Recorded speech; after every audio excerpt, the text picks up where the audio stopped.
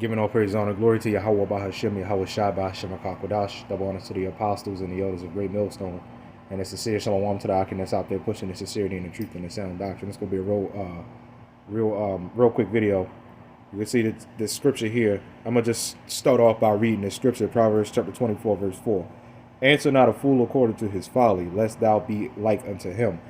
So, us being in this thing, part of being in this thing is not, answering these fools out here according to their folly, man. Right? You got these, people out here that'll try to test you, try to challenge you and shit like that. And, one of the best ways is just, I mean, it all depends on the situation because, hey, man, but when you don't, part of answering not a fool according to their folly, it's not always not just talking to them. Most of the time, yeah, it is. And that's probably the best thing. But don't fall on their level. So if they come at you one way, you could approach it another way, right? And that's part of being in this thing. That's what you got to do, right? You don't want to go, rah back and forth with these people. Don't do that. So that's part of, not answering a fool according to their folly. If the spirit is there, hey man, if you want to shut them down real quick and simple, that's that, right? Or don't say anything at all. Just say, all right, man, you got it. Have a good day. All right, you got it. Especially with these black ass women, man. Especially with them. All right, you got it. So they're definitely fools, right? But you got Jake. You know what I'm saying? You got a lot of Jake, prideful Jake, that'll come up to you, try to challenge you and shit like that. What the best thing to do? All right, man, you got it, whatever. But like I said, part of answering not a fool according to their folly is just not stooping down to their level. You know what I'm saying? Like for example, if they try to come at you with scriptures and stuff like that, it's up to you if you don't want to say anything. Me personally, I probably wouldn't, right? But it's really up to you, and you. By you not answering a fool according to their folly, that's why I said according to their folly, you can approach it a whole different way. And that's where we're seasoned on that. That's what we do. Right? So, man, when you out here trying to do what you got to do, man, and you got people trying to distract you and shit like that, like I said, the best thing to do, the hell with it, man. So the Lord is the one who's going to have the final say, man. Right? Ecclesiasticus, or also known as Sirach, chapter 22, verse 13. Talk not much with a fool, and go not to him that hath no understanding. Beware of him, lest thou have trouble, and thou shalt never be defiled with his fooleries, right? With his foolery. So this is why I said you can approach it a whole different way. So like I said, they call a pastor come up to you with some some bullshit.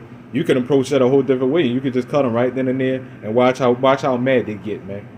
Watch how mad they get. So that all of that is part of answering not a fool according to their folly. Like people on the comment board, I recently had a comment on a video I did a few months ago. I think it was titled "You are the seed of your father." This Jake gets on the comment board, on my comment board like 2 days ago, and sat up there and said, brother, you need two parents to have a Israelite child, not just the father. How many times are we going to debate that? I'm not debating you on that no more. The truth is out there.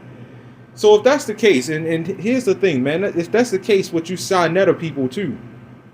If you need two, right? Why do you have? So when a black woman lays down with a white man, y'all keep saying that's an Israelite. That means it's not an Israelite if you need two. You need an Israelite father. But y'all always keep saying no because the woman is still an Israelite. It don't matter if the man is not an Israelite.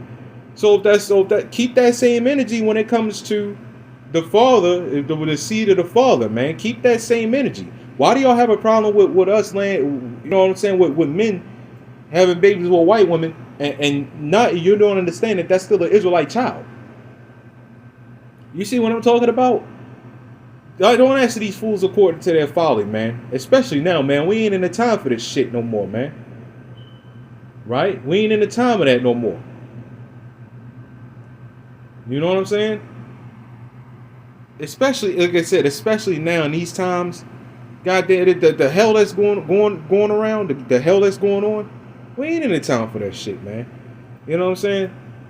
These people keep it going. Bye. Have a good day. I ain't messing with you today. Go, leave. I don't want nothing to do with you. I don't know you. I don't want to know you. Go. Right? So talk not much with a fool, and go not to him that have no understanding.